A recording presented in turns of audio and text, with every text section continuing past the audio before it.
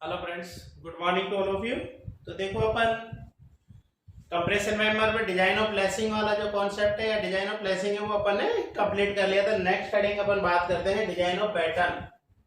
Next heading मेरी क्या है? Design of pattern.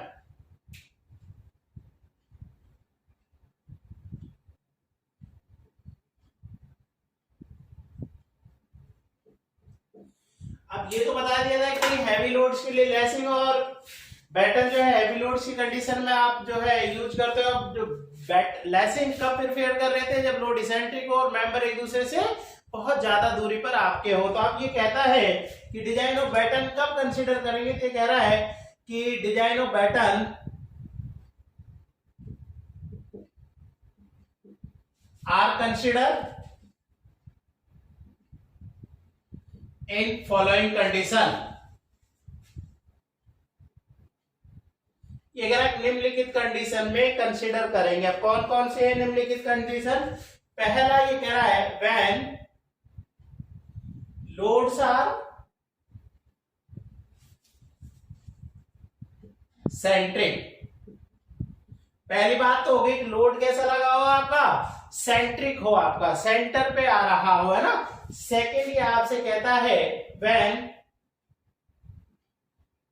मेंबर्स, कौन से मेंबर? जो compression members are close to each other. वो कह रहा है मेंबर्स एक दूसरे के नजदीक हो, बहुत ज्यादा दूरी पर आपके नहीं हो। तो इन कंडीशन में अपन डिजाइन ऑफ पैटर्न आप करते हैं। अगर इसेंट्रिक था, मेंबर एक दूसरे से दूर थे, तो अपन डिजाइन ऑफ लेसिंग कंसीडर कर रहे थे। अब एक करेक्ट डिजाइन स्टेप्स आपके क्या क्या होंगे? डिजाइन स्टेप्स आपके क्या क्या होंगे? तो ये आपसे कहता है design steps of lacing. Next heading है डिजाइन स्टेप्स ऑफ लेसिंग। सबसे पहले ये कहता है कि डिजाइन स्टेप्स में अपन क्या क्या कंसीडर कर चलेंगे। सबसे पहला जो है वो कहता है कि जो आपका इफेक्टिव लेंथ है वो 10% आपका इंक्रीज हो जाता है। तो पहला जो स्टेप है ये आपसे कहता है स्टेप नंबर 1, ये कहता है in case of pattern system, in case of batten system the effective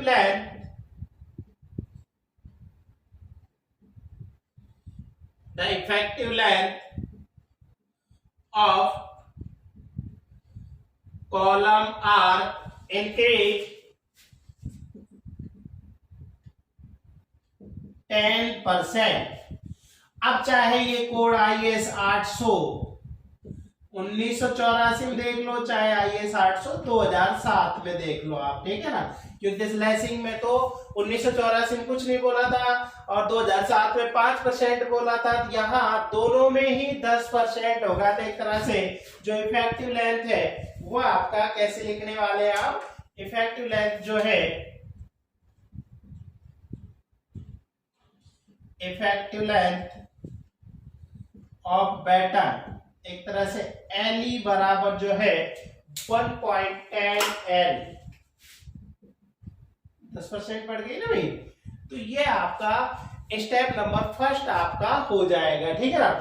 step number second में आपसे कहता है कि इफेक्टिव डेप्थ ऑफ बटन्स आप कितना लेकर चलने वाले हैं। तो सेकंड में आपसे कहता है कि इफेक्टिव डेप्थ ऑफ बटन जो है, मतलब बटन्स देखें तो क्या कैसे होगा। जैसे ये मैं आपको मेंबर्स बढ़ा देता हूं। जैसे ये कोई आपका एक मेंबर है,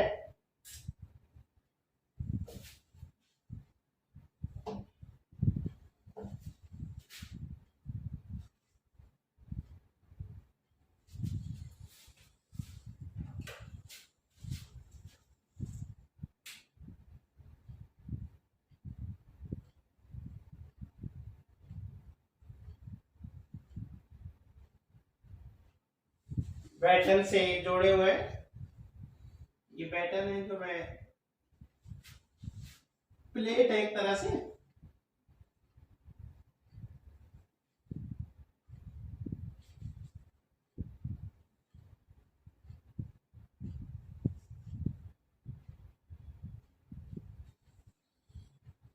अब रिवेटिंग हो सकती है, हो सकता है वेल्डिंग कर रखी हो आपने,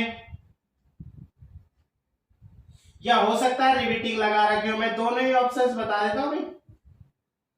हो सकता है वेल्डिंग हो सकता है क्या हो, रिवेटिंग आपकी हो। ये जो है यहां तक जो है एक तरह से ये ओवरलैपिंग है।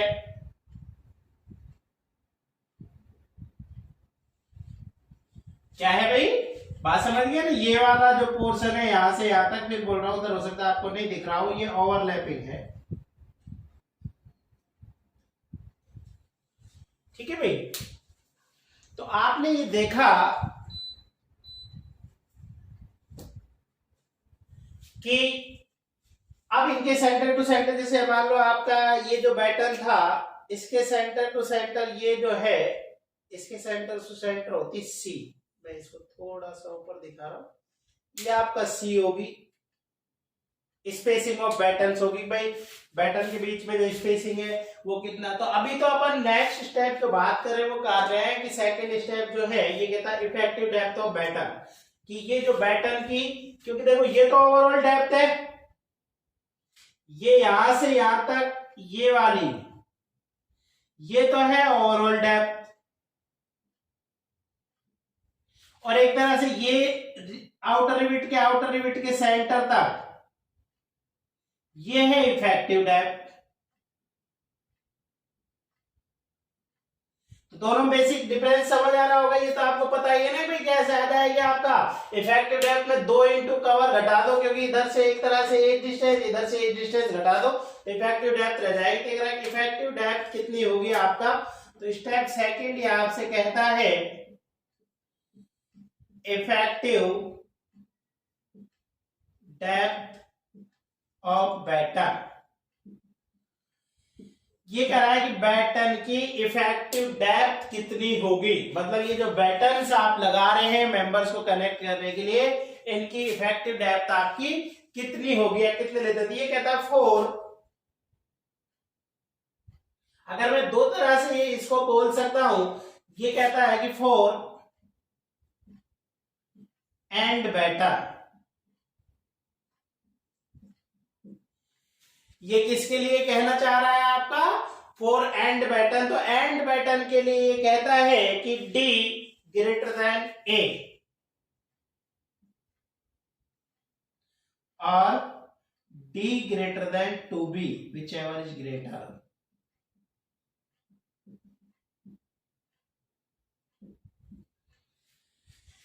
एंड बैटन कौन सी होगी, जो फर्स्ट और लास्ट में होगी, एक तरह से बिगिनिंग और एंडिंग पॉइंट पर लगी होंगी, वो कहलाएंगी एंड बैटन। और नेक्स्ट कहता है 4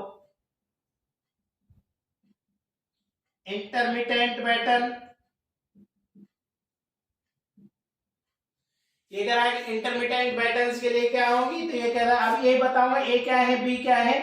ये आपसे कह रहा है कि डी ग्रेटर देन 3/4 ए और डी ग्रेटर देन 2b, वही विच एवर इज ग्रेटर।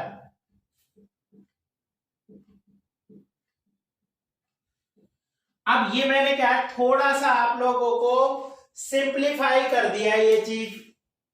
कई बार आपको कोड में ये बात नहीं समझ आती, कोड में कैसे दे रखा है, जैसे आईएएस कोड में क्या दे रखा है, सुने जरा भाई।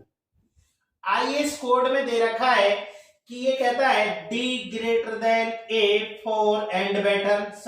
सुनना भाई जरा, वो कहता है D greater than 3/4 for intermediate batten, for intermediate batten. और ये कहता है D greater than 2B for any batten. मतलब अगर आपसे ये पूरा बोलना चाहे तो ये कहता है D not less than A for end batten, D not less than 3/4 A for inter, और D not less than for 2b for any batten. मतलब इसने क्या कह दिया, अगर आप इसकी बात समझ रहे हो, देखो इसने कह दिया भैया कि डी जो है ना, ये इफेक्ट डी क्या इफेक्टिव है, डी क्या इफेक्टिव, ये ए से बड़ा होना चाहिए एंड बैटन के लिए। अब ए क्या है वो भी बताएंगे, D greater than 3/4 for inter, मतलब जो डेप्थ है एंड बैटन के लिए तो इतने से कम नहीं होनी चाहिए, और जो इंटरमीडिएट के लिए, लेकिन साथ साथ उसने ये कह दिया था कि d greater than 2b for any batten, मतलब डी की जो वैल्यू है ना किसी भी बैटन के लिए अगर मैं चेक करूं तो 2b से भी कम नहीं होनी चाहिए, मतलब चाहे वो एंड वाली बैटन हो चाहे वो इंटरमीडिएट वाली हो। तो इसलिए मैंने क्या है कि डी ग्रेटर देन, मतलब इसको भाई ये सारी सब के लिए, ये एंड के लिए भी ये डी ग्रेटर देन 2b, क्योंकि फॉर एनी बैटन वर्ड में लिख दिया ना कि कोई भी बैटन की जो विड्थ है ना, जो सॉरी डेप्थ है, वो 2b से भी कम नहीं होनी चाहिए। तो इसका मतलब एक तरह से एंड वाले का डी ग्रेटर देन ए भी होना चाहिए और डी ग्रेटर देन 2b होना चाहिए, विच एवर इज ग्रेटर। ऐसे ही इंटरमीडिएट के लिए डी ग्रेटर देन 3/4 ए भी होना चाहिए और डी ग्रेटर देन 2b भी होना चाहिए। तो विच एवर इज क्या हो गया, ग्रेटर हो गया। तो मैंने उसको थोड़ा और सिंप्लीफाई आपको कर दिया। अब यहां में देखो कि ए क्या है और बी क्या है। जो मुद्दा है वो ये है कि ए आपका क्या है और बी क्या है यहाँ पर। तो मैं इसको यहाँ थोड़ा सा लिख रहा हूँ क्योंकि मैं मिटाऊंगा, वैसे तो ये वाले वर्ड थोड़ा यहाँ लिख रहा हूं। वेयर ए क्या है, ए क्या है, ए जो वहां ए दिख रहा है, डी तो इफेक्टिव डेप्थ है भाई, डी तो मुझे पता है इफेक्टिव डेप्थ ऑफ बैटन हो गया, डी तो इफेक्टिव डेप्थ ऑफ क्या है, बैटन है जो लेके चल रहे हैं। ये कह रहा ए क्या है, सेंट्रॉइड डिस्टेंस बिटवीन मेंबर। जो मेंबर है, जो कनेक्ट होने वाले मेंबर है, उनकी सेंटर टू सेंटर डिस्टेंस, मतलब सेंटर टू सेंटर डिस्टेंस उन मेंबर्स की, ये ए हो गया। बी क्या है, बी है विड्थ ऑफ मेंबर। बी क्या है भाई, विड्थ ऑफ मेंबर, मतलब आपको पता होना चाहिए कि कौन सी टर्म्स आपकी क्या है। तो मैं यहां पर आपको ये दे दिया है, ठीक है ना। तो मेरे 2 स्टेप्स कंप्लीट हो गए। क्वेश्चन बहुत बनता है इनके ऊपर कि इफेक्टिव लेंथ ऑफ बैटन कितना परसेंट इंक्रीज होते हैं, कितना परसेंट ज्यादा लेते हैं, 10% इंक्रीज होते हैं। इफेक्टिव डेप्थ ऑफ बैटन कितना लेते हैं, एंड बैटन के लिए जो इफेक्टिव डेप्थ है वो ए क्या है आपका, सेंट्रल डिस्टेंस ऑफ मेंबर से भी कम नहीं होनी चाहिए, 2b से भी कम नहीं होनी चाहिए। बी क्या है, विड्थ ऑफ मेंबर का 2 गुना से भी कम नहीं। एंड इंटरमीडिएट के लिए भी डी 3/4 ए, 3/4 है भी, 3/4 ए, यहां भी देखो 3/4 ए से भी कम नहीं होना चाहिए और डी 2b से भी कम नहीं होना चाहिए। तो ये मेरा किसके लिए आ गई भाई, आपका इफेक्टिव डेप्थ ऑफ बैटन्स के लिए आपका जो है आपका कंप्लीट हो जाता है। नेक्स्ट ये बात करता है, तो ये इसको मिटा देते हैं भाई। नेक्स्ट ये आपसे बात करता है कि थिकनेस ऑफ बैटन अपन कितना लेकर चलते हैं।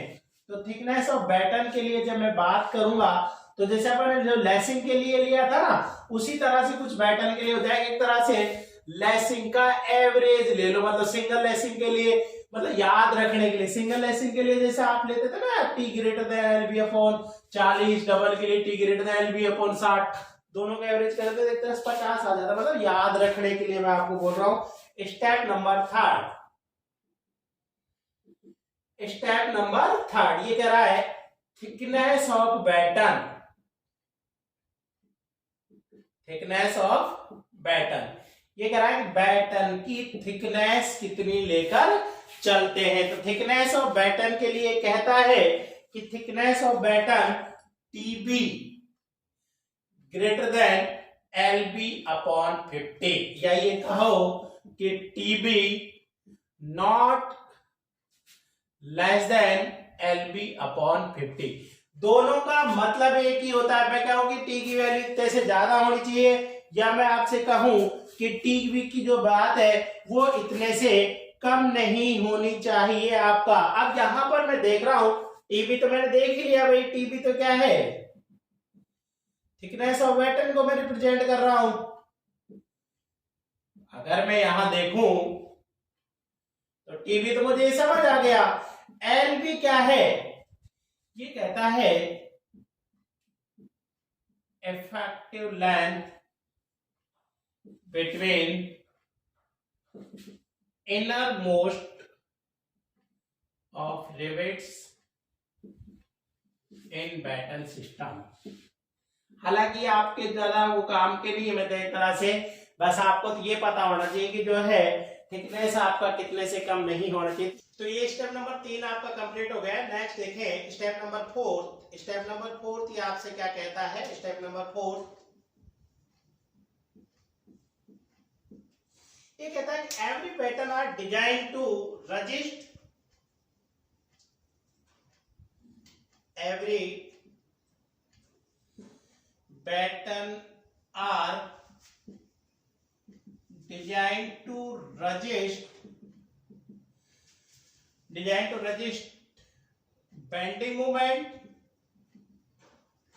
bending moment and shear resulting due to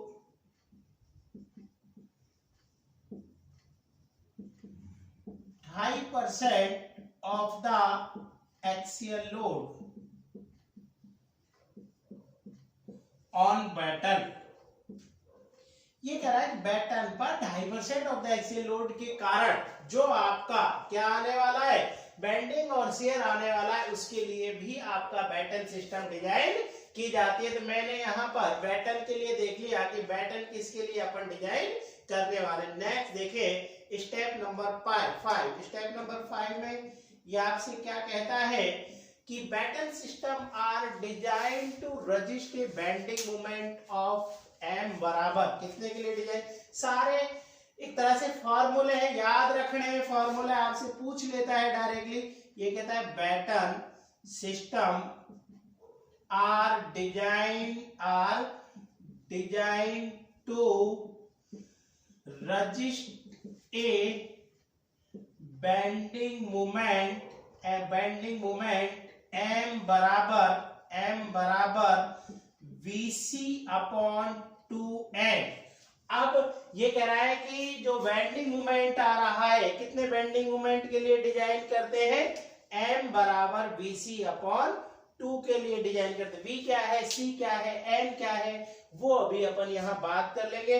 पर अभी तो आपको फॉर्मूला पता होना चाहिए कितने बेंडिंग मोमेंट के लिए जो बैटन सिस्टम डिजाइन किया जाता है। स्टेप नंबर 6 आपसे क्या कहता है, स्टेप नंबर 6 क्या कहता है, ये कह रहा है batten system are design to resist a longitudinal shear V1 बराबर ये कहता है VC अपॉन NS। दोनों के लिए क्वेश्चन पूछ लेता है। देखो ये फिर बोल रहा हूं, अब यहां मैं कहूं कि यहां V क्या है, N क्या है, वेयर V बराबर तो है ट्रांसवर्स शियर भाई, जो अपन ने उसमें भी पढ़ा था, लेसिंग में भी। C spacing between batten and numbers of parallel plane of member, और S centroid spacing between rivets के बीच की सेंट्रोइड डिस्टेंस है ना। आपका जो ए था वो मेंबर्स के सेंट्रोइड डिस्टेंस के बीच की डिस्टेंस है। तो ये मेरा स्टेप नंबर 6 कंप्लीट हो जाता है। तो स्टेप नंबर 6 हो गया भाई। स्टेप नंबर 7 अपन देखें कि 7 आपका कितना होगा। तो क्या अपन जो है 7 में बात करने वाले। तो नेक्स्ट अपन बात करते हैं स्टेप नंबर 7।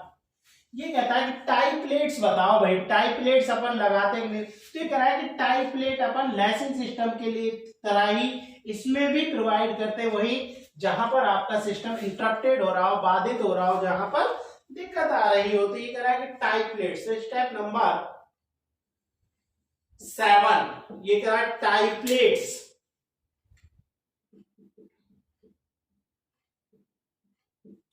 ये कह रहा है कि बैटन सिस्टम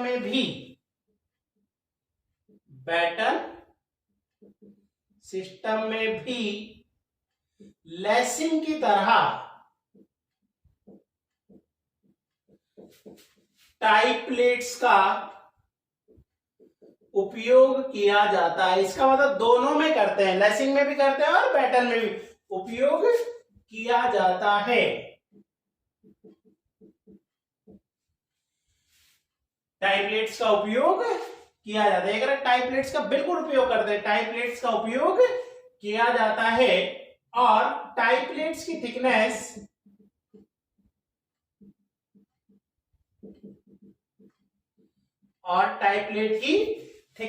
वही LB/50 से कम नहीं होनी चाहिए। तो ये मेरा क्या हो गया, स्टेप नंबर 7 हो गया। टाइपलेट्स के बारे में अपन क्या बात करने वाले। नेक्स्ट कहता है step number 8।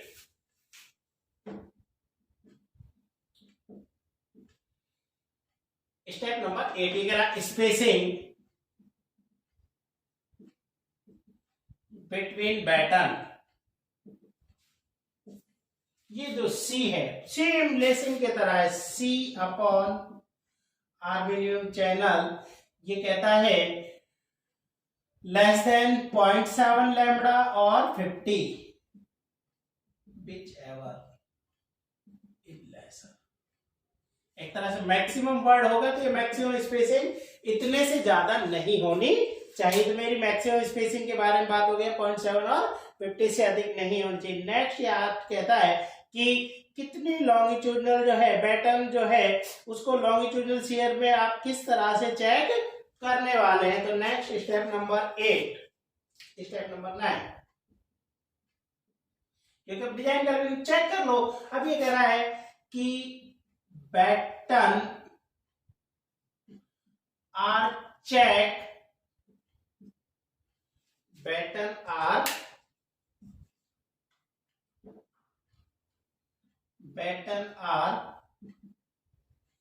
check to longitudinal shear। अब ये कह रहा है कि बैटन जो है तो लॉन्गिट्यूडनल शेयर कितने से ज्यादा नहीं होना चाहिए। लॉन्गिट्यूडनल शेयर जो है अपन देखा था V1/d/t। भाई V1 क्या है, लॉन्गिट्यूडनल आपका शेयर था, आपका d अपॉन है ना लेंथ शेयर फोर्स था। ये जो वैल्यू है not greater than 2.4 Fy। V1 क्या था, शेयर स्ट्रेस है ना। V1 क्या था, लॉन्गिट्यूडनल शेयर फोर्स।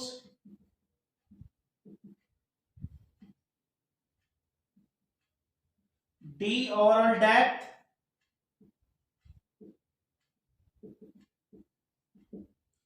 और batten T thickness of batten. भाई शियर फोर्स तो देख लिया था, V1 बराबर क्या था, NS/2 से वो था। लेकिन स्ट्रेस जो है वो कितने, V1/d/t not greater than 2.4 Fy। Next ये कहता है batten are check to a bending moment. ये कह रहा है कि बेंडिंग मोमेंट में भी अपन चेक करने वाले हैं। तो ये स्टेप नंबर 10 मैं ऊपर ले लेता हूं। तो कह रहा है कि बेंडिंग मोमेंट कितने से ज्यादा नहीं होना चाहिए। तो ये कह रहा है कि batten are check to a bending moment. तो स्टेप नंबर 10 क्या है, स्टेप नंबर 10 ये आपसे कहता है batten are check to a bending stress. जैसे लॉन्गिट्यूडनल शियर में आप चेक कर रहे हो, ऐसे ही से बेंडिंग स्ट्रेस में चेक करेंगे। देखा है कि ये जो है कैसे करेंगे, 6m/dt³ और इसकी जो वैल्यू है नॉट ग्रेटर देन 0.6 Fy, क्योंकि मैक्सिमम बेंडिंग स्ट्रेस 0.6 है, कोई इससे ज्यादा नहीं। m क्या है आपको पता है, मूवमेंट है। d क्या है, ओवरऑल डेप्थ ऑफ बैटन है। T क्या है, थिकनेस ऑफ बैटन है, थिकनेस ऑफ बैटन है भाई। तो ये मैंने देख लिया कि मैं कितनी बेंडिंग स्ट्रेस के लिए इसको चेक करता हूं। अब मेरा लास्ट बैटन में, इसके बाद बैटन वाला चैप्टर भी मतलब आपका कंप्रेशन मेंबर वाला खत्म हो जाएगा। नेक्स्ट कहता है एंड कनेक्शन। ये कह रहा है एंड कनेक्शन आप कितना कैसे करोगे। तो सबसे पहले एंड कनेक्शन में गाइडिंग आती है ओवरलैपिंग, जो मैंने मेंशन कर दी थी, क्वेश्चन पूछता रहता है ओवरलैपिंग का। ये वाली ओवरलैपिंग है ना। अभी कह रहा है कि बैटन सिस्टम में ओवरलैपिंग जो है वो 4 times into thickness of member से कम नहीं होना चाहिए। कह रहा है overlapping of batten member should not be less than 4 times of the thickness of batten. ये कह रहा है ओवरलैपिंग मतलब कितना मेंबर के ऊपर ओवरलैपिंग करोगे, overlapping of batten on member should not be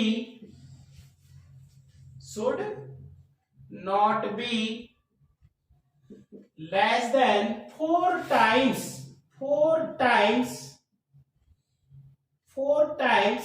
of the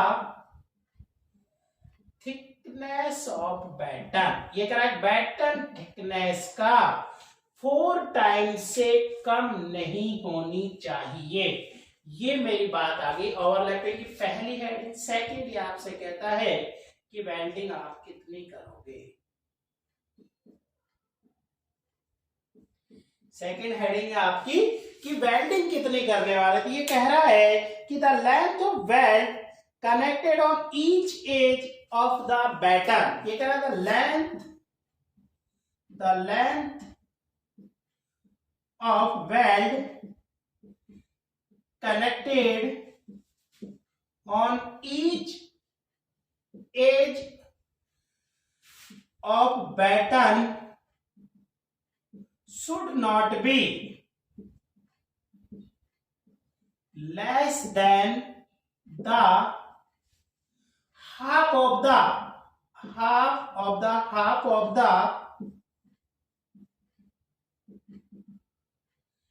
depth of batten. पहली बात तो ये आपका हेडिंग बन गया कि भैया जो लेंथ ऑफ वेल्ड है ना प्रत्येक एज पर वो half of the depth of batten से कम नहीं होना चाहिए। मतलब मैं आपसे कहूं कि अगर ये मान लो डेप्थ ऑफ बैटन 500 है तो कम से कम आपको वेल्डिंग इसका हाफ तो करना ही करना पड़ेगा। पहली बात मेरी ये कंफर्म हो गई।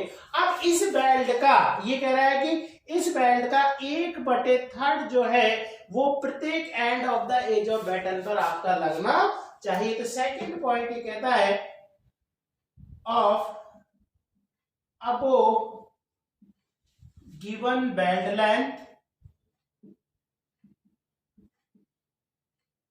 of above given belt length, the 1/3 part is placed at the each end of this edge are 1/3 is placed at the each edge of the end।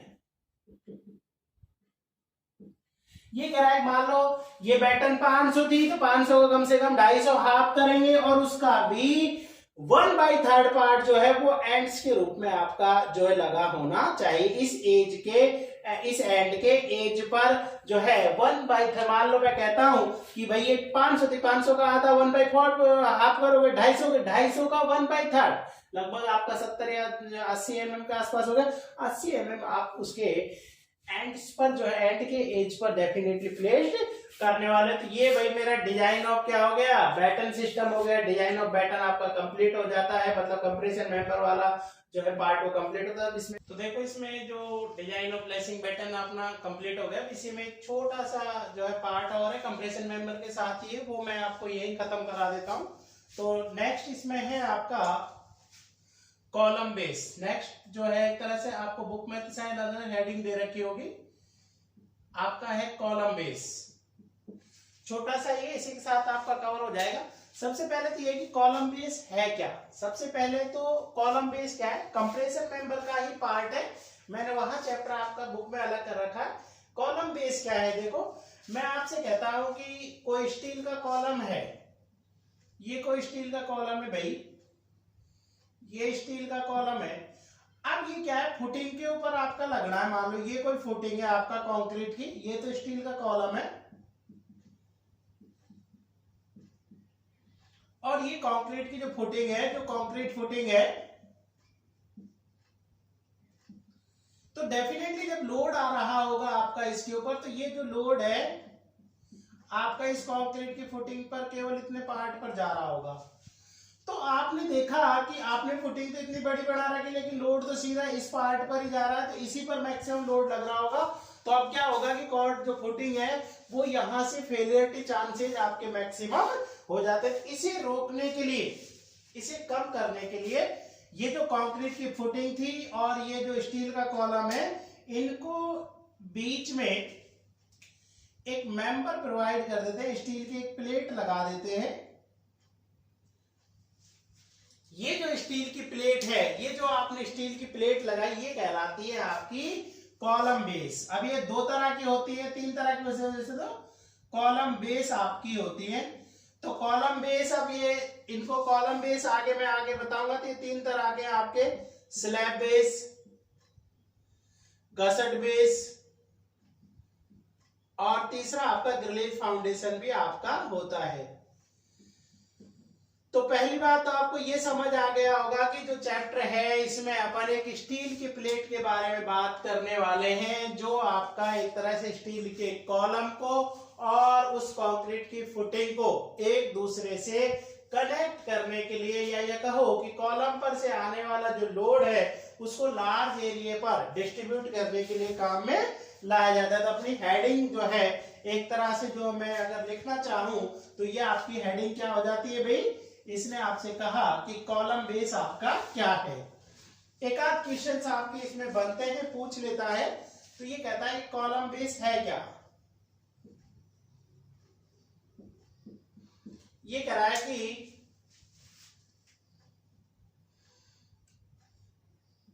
किसी स्ट्रक्चर का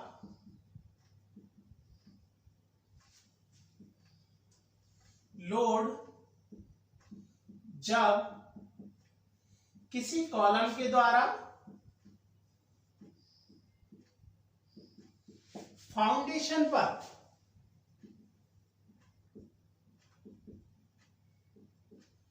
ट्रांसफर किया जा रहा हो,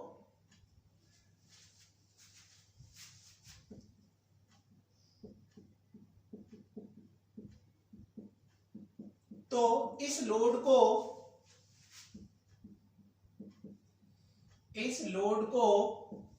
फाउंडेशन के लार्ज एरिया पर, मतलब ज्यादा बड़े क्षेत्र पर, इस लोड को फाउंडेशन के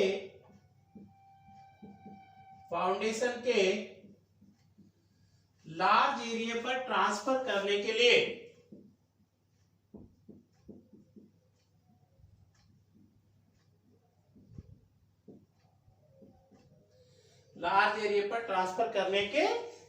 किसका उपयोग किया जाता है, कॉलम बेस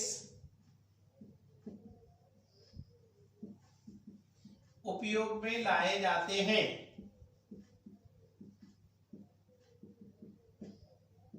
तो एक तरह से कनेक्टिंग मेंबर हो गया। किसका कनेक्शन कर रहा है, आपका फुटिंग को कॉलम से जोड़ने का। तो अब ये कह रहा है कि कॉलम बेस को निम्न प्रकार से क्लासिफाइड किया जाता है। तो ये कह रहा है कॉलम बेस को निम्न प्रकार से, मतलब निम्न प्रकार के होते हैं, कॉलम बेस को निम्न प्रकार से क्लासिफाइड किया जाता है। निम्न प्रकार से क्लासिफाइड किया जाता है। ये कॉलम बेस निम्न प्रकार के होते हैं। तो कौन कौन से होते हैं, फर्स्ट ये आपसे कह रहा है स्लैब बेस। पहला जो है वो कौन सा है, स्लैब बेस। सेकंड है गसट बेस और थर्ड है ग्रिलेज फाउंडेशन। तो तीन तरह के हैं आपके। बेसिकली आपका एक दो क्वेश्चन ही आपके पूछे जाते हैं। तो फर्स्ट अपन देखें, पहला कौन सा है भाई, स्लैब बेस। सेकंड कौन सा है, गसट बेस। और थर्ड क्या है, ग्रिलेज फाउंडेशन। आप फर्स्ट वन बाय वन करके अपन इनके बारे में थोड़ा थोड़ा सा पढ़ते हैं। इसमें डिजाइन क्या करना है, बेसिकली स्लैब बेस इनका जो डिजाइन करना है, ये जो डिजाइन करना है उसमें डिजाइन दो ही चीज तो करनी है भाई। एक तो उसका एरिया, लंबाई और चौड़ाई और एक उसकी थिकनेस। दो चीजें सिंपल डिजाइन करनी है भाई, क्योंकि स्टील की प्लेट कितने बाई कितने की लगाओगे, उसकी थिकनेस कितनी होनी चाहिए, बस दो चीज आपको यहाँ पर डिजाइन करनी होती है। तो पहला अपन देख लेते हैं कौन सा भाई, स्लैब बेस। फर्स्ट किसके बारे में पढ़ लेते हैं अपन, स्लैब बेस। तो पहली जो है वो मेरी बात हो जाती है किसके बारे में, स्लैब बेस के बारे में अपनी बातें हो जाएंगी। अब फर्स्ट अपन पढ़ने वाले स्लैब बेस।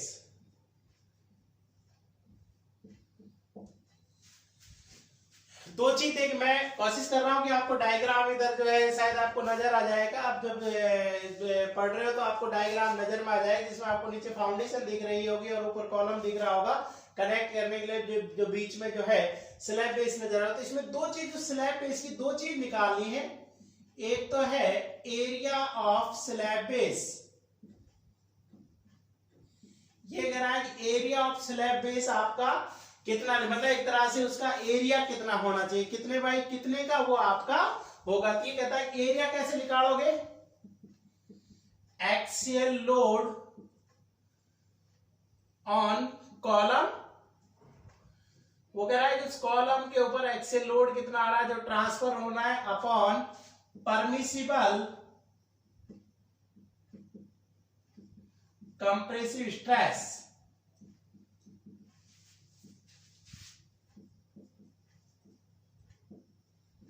Of concrete. ये कह रहा है भाई एरिया कितना है, आप कैसे निकालोगे, एक्सियल लोड ऑन कॉलम, उस कॉलम के ऊपर एक्सियल लोड कितना है upon permissible compressive stress of concrete, कि कंक्रीट की परमिसिबल स्ट्रेस आपका कितना है। अब इसमें नेक्स्ट कहता है कि thickness of slab base, thickness of slab base. ये कह रहा है कि स्लैब बेस की थिकनेस कितनी आपकी होगी। तो थिकनेस ऑफ स्लैब बेस में अब दो तरह के स्लैब बेस अपन यूज कर रहे हैं। क्या कह रहा है कि thickness of rectangle slab base, thickness of rectangle slab base, मतलब जो स्लैब बेस है वो रेक्टेंगल शेप का है।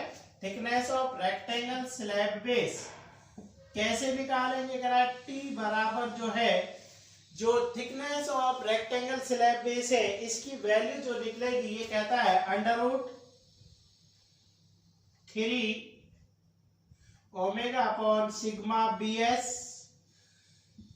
ए स्क्वायर माइनस बी बाई 2 का, या तो देखो अंडर रूट मतलब सॉरी ब्रैकेट में करके स्क्वायर कर लो, या इसको अपन, या इसको कैसे लिख सकते हैं देखो, या अपन क्या लिख सकते हैं, वही अंडर रूट हो गया आपका 3 omega upon sigma b s a square minus b square by 4, क्योंकि आप अंडर रूट इसका जो ब्रैकेट अगर हटाओगे तो ऊपर का स्क्वायर हो जाए, नीचे दो का स्क्वायर 4 हो जाए। तो आप ध्यान रखें, कई बार ये छोटी छोटी गलती है ये आपकी होती है, अगर ब्रैकेट में है तो b बाई 2 का होल स्क्वायर, और ब्रैकेट नहीं दिख रहा है तो ऊपर b स्क्वायर दिखेगा, नीचे क्या दिखेगा 4 दिखेगा। फिर बोल रहा हूं ये छोटी छोटी गलतियां ही आपका नंबर कटा देती है, जिनको आप बहुत लाइटली ले जाते हैं। आप सोचते हो यार इसमें मैं क्या गलती करूंगा, तो आप ये ध्यान रखिए भाई, ठीक है ना, कि फॉर्मूला आपका क्या बन रहा।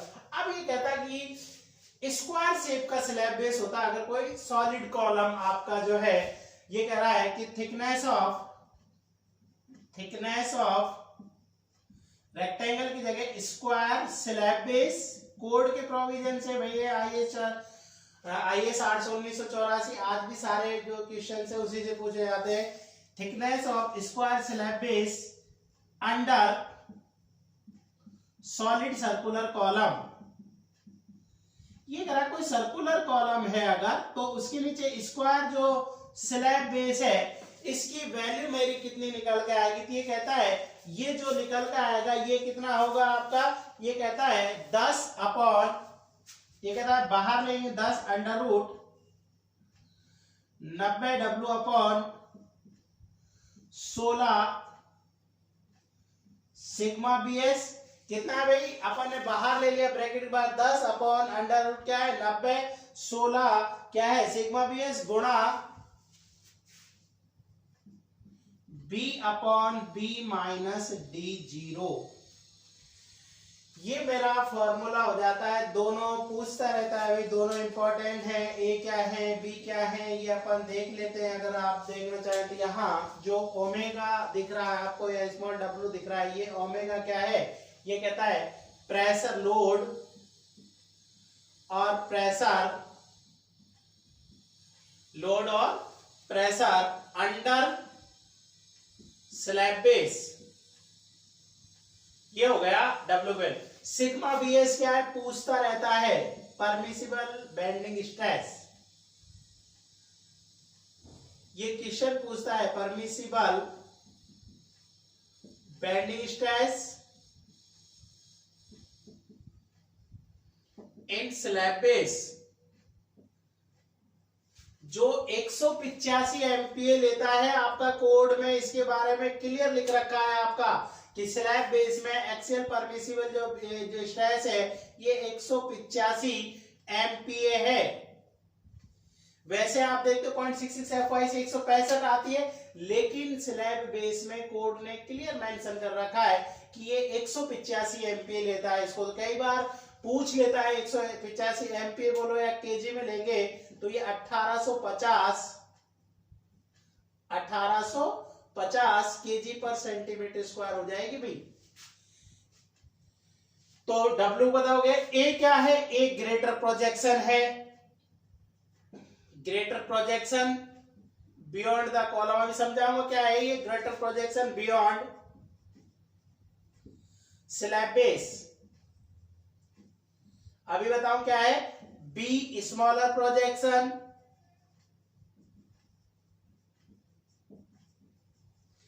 Beyond slab base,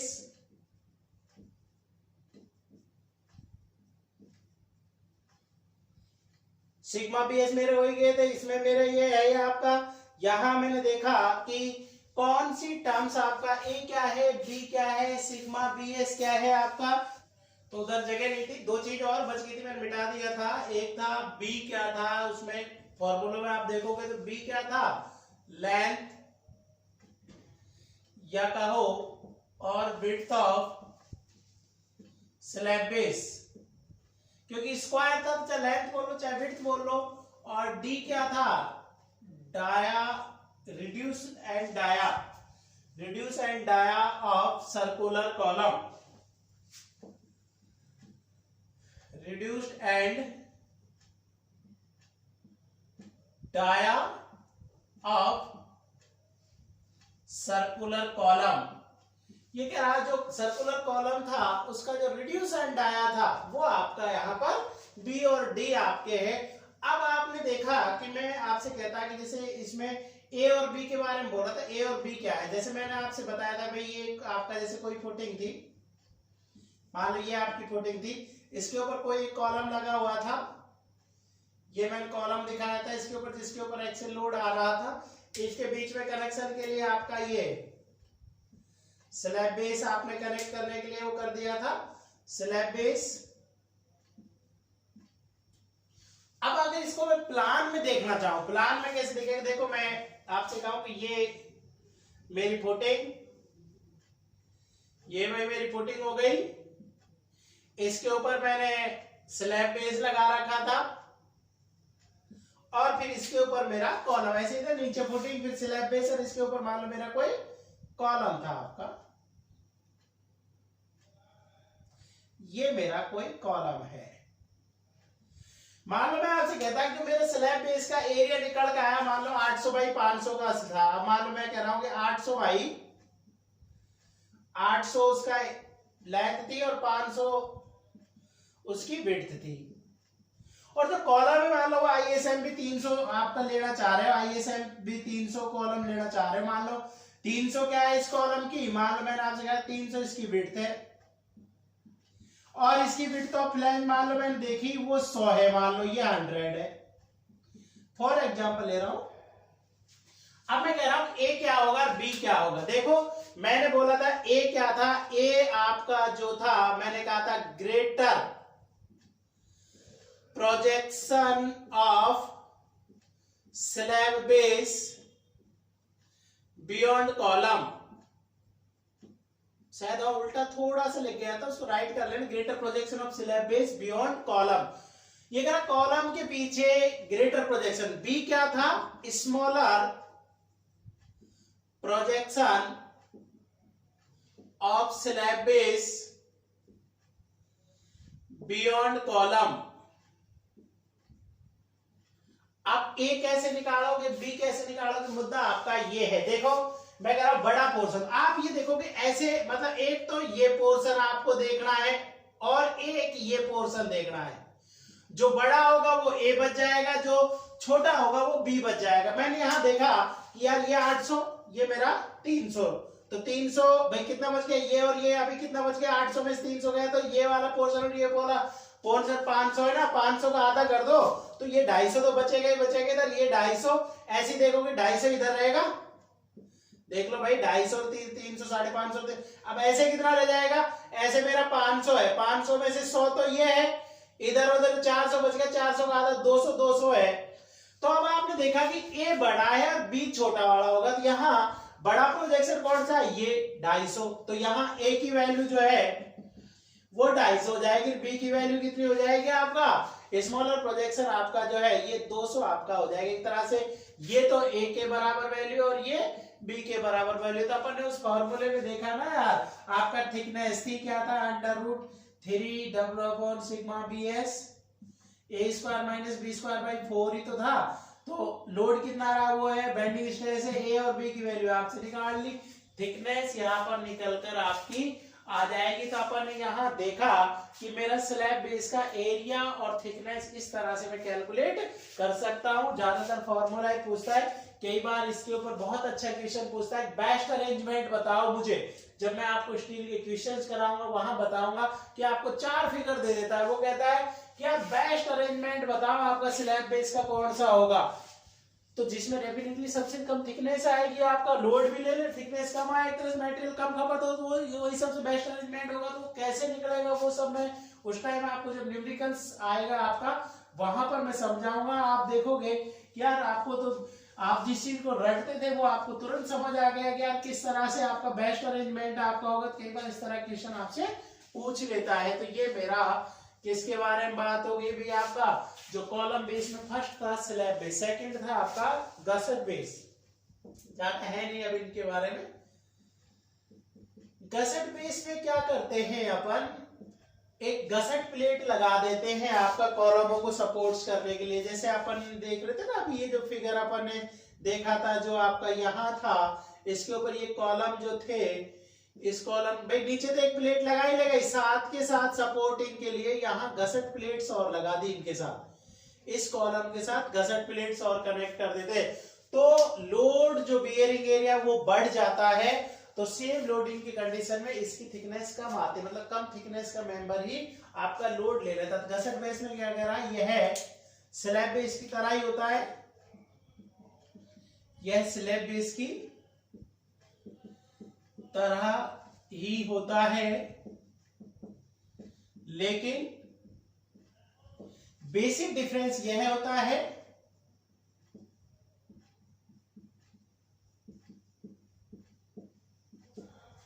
basic difference ये होता है कि इसमें कॉलम के साइड में गसेट प्लेट प्रोवाइड कर दी जाती है जिससे लोड बियरिंग एरिया, मतलब ज्यादा एरिया पर लोड को ट्रांसफर कर देते हैं, लोड बियरिंग एरिया इंक्रीज हो जाता है, लोड बियरिंग एरिया इंक्रीज हो जाता है। अतः same loading condition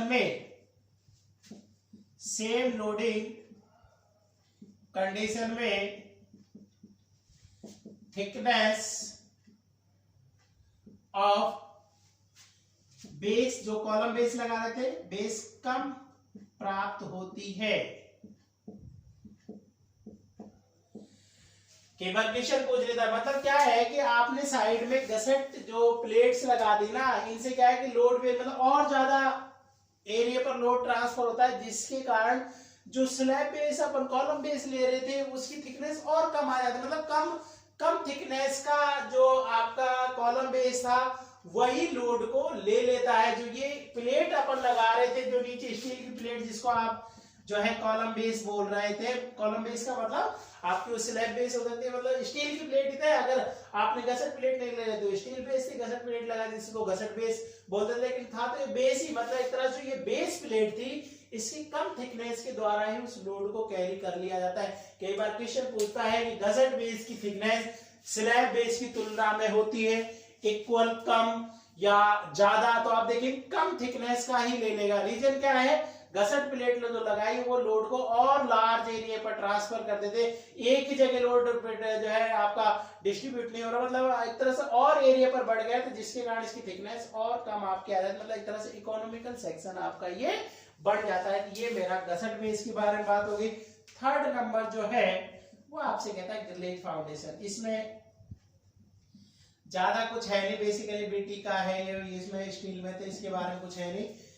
grillage foundation भी एक तरह से कॉलम बेस की तरह ही उपयोग में लाई जाती है। आप बुक में पढ़ लेना, 2 लाइन है आपका, जहां पर जो है एक तरह से हैवी लोड्स आ रहे हो और उस एरिया की सॉइल बेयरिंग कैपेसिटी कम हो, वहां पर ग्रिलेज फाउंडेशन का यूज किया जाता है। इसमें कंक्रीट के अंदर क्या करते हैं, स्टील गर्डर्स अपन प्रोवाइड कर देते हैं। तो बिल्डिंग टेक्नोलॉजी पढ़ाते हैं, वहां भी पढ़ाते हैं, और कुछ इसमें ज्यादा आपका जो है नहीं आपका जो, क्योंकि डिजाइन जब आप करते हैं तो ऑब्जेक्टिव पोजीशन इसके ऊपर बहुत ज्यादा बनता नहीं। तो इस तरह से ये तीनों जो कॉलम बेस थे वो आपके कंप्लीट हो जाते हैं। तो अब ये जो लेक्चर था आपका कंप्रेशन मेंबर वाला, ये बिल्कुल खत्म हो जाता है। नेक्स्ट लेक्चर में अपन जो है शायद प्लेट गर्डर्स के बारे में पढ़ेंगे। प्लेट गर्डर्स भी बहुत इंपॉर्टेंट है, उसमें भी आपके कई सारे क्वेश्चंस आपके बन जाते हैं। आज के लिए इतना ही, थैंक यू।